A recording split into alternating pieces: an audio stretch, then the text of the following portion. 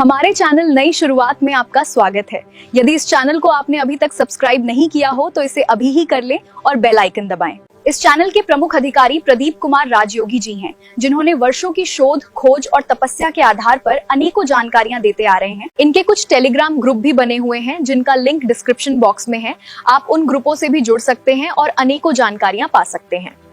तो चलिए आज चर्चा करते हैं वैक्सीन के बारे में, जो महामारी के समय इसे लोगों को जोर शोर से लगवाया गया था। इसके महत्व और प्रभाव पर आज हम विस्तार से बात करेंगे। जब ये महामारी आई तो सरकार को जनता की सुरक्षा के लिए लॉकडाउन लगाना पड़ गया, और जैसा कि सभी जानते हैं उस समय क्या स्थिति थी।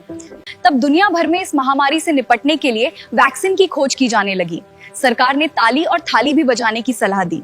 ताली और थाली बजाने से एक चमत्कार हुआ। ऊपर वाले ने जनता का दुख समझ लिया और शीघ्र ही बचाव के लिए वैक्सीन बन गई। इसके बाद जोर शोर से वैक्सीन लोग लगवाने लगे। जो लोग वैक्सीन नहीं लगवा रहे थे उन्हें भी सख्ती के साथ वैक्सीन दी गई और कुछ लोगों को मजबूरीवश वैक्सीन लगवाना पड़ा।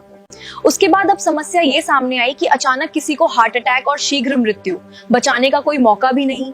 किसी किसी के साथ ये भी हुआ कि जब तक डॉक्टर्स उसके परीक्षण कर रहे थे उससे पहले ही उस व्यक्ति की मृत्यु हो गई। अब तो ये जोर शोर से हो रहा है। खैर, जो होना था वो तो हो गया। अब किसी पर दोषारोपण करने का कोई फायदा नहीं। अब इस समस्या से निजात पाने पर ध्यान देना उचित है। वैक्सीनेशन के बाद इस प्रकार की घटनाएं अधिक हो रही हैं।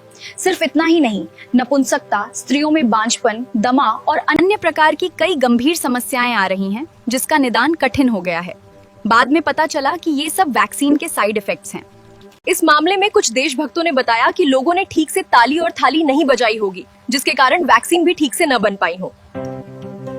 जिस समय ये महामारी फैली हुई थी और वैक्सीन नहीं बनी थी, तब प्रदीप कुमार राजयोगी जी ने कहा था कि उस महामारी से डरने की जरूरत नहीं है। उन्होंने आगे बताया कि कुछ ऐसी होम्योपैथिक दवाएं हैं जो उस महामारी से बचाव कर सकती हैं। कुछ ही लोगों ने उन दवाओं को आजमाया और वे सुरक्षित हो गए। फिर उन्हें किसी भी वैक्सीन की जरूरत नहीं पड़ी और वैक्सीन लेने से बच गए।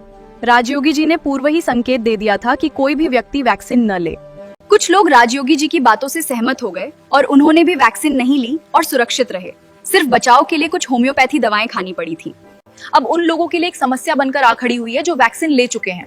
अब ऐसे ही लोग रहस्यमय कारणों से अचानक मर रहे हैं, जिन्हें संभलने का मौका ही नहीं मिलता। अब उस वैक्सीन के गंभीर दुष्प्रभाव से लोग डरे हुए हैं।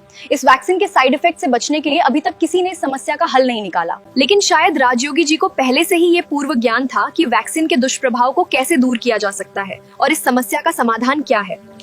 इस समस्या से मुक्ति के लिए राजयोगी जी ने अपनी तपस्या बल से 32 तंत्र जल निकाला, जिसे क्रमवार एक एक करके 32 दिन पीना पड़ता है। ये उपाय अत्यंत प्रभावी रही और जिन्होंने भी इसका सेवन किया वे वैक्सीन के गंभीर साइड इफेक्ट से बचे हुए हैं। सिर्फ इतना ही नहीं, वे पहले से ज्यादा स्वस्थ अनुभव कर रहे हैं।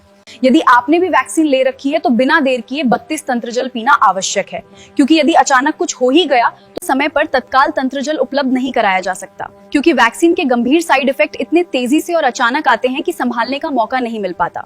ऐसे बहुत से अनुभव आ चुके हैं जहां तंत्र जल पहुंचने से पहले ही प्रभावित व्यक्ति दम तोड़ चुका होता है और यह स्थिति बेहद चिंताजनक है। अतः राजयोगी जी का कहना है कि समय रहते 32 तंत्र जल पी लेना चाहिए ताकि आप सुरक्षित रह सकें। इस तंत्र जल का कोई साइड इफेक्ट नहीं है। इसे बच्चे, बूढ़े सभी सेवन कर सकते हैं। राजयोगी जी ने साफ साफ कहा है कि फिलहाल संसार में वैक्सीन के साइड इफेक्ट्स को खत्म करने का उपाय सिर्फ उन्हीं के पास है, इसलिए आप तंत्र जल पर पूरा भरोसा कर सकते हैं। 32 तंत्र जल के लिए आप पहले अद्भुत चिकित्सा टेलीग्राम ग्रुप से जुड़ें और प्रदीप कुमार राजयोगी जी या ग्रुप की संचालिका कामना जी से संपर्क करें। इस वीडियो को ज्यादा से ज्यादा शेयर करें ताकि अन्य लोगों को भी लाभ मिल सके। अगली बार हम फिर आएंगे नई जानकारियों के साथ। तब तक के लिए नमस्कार।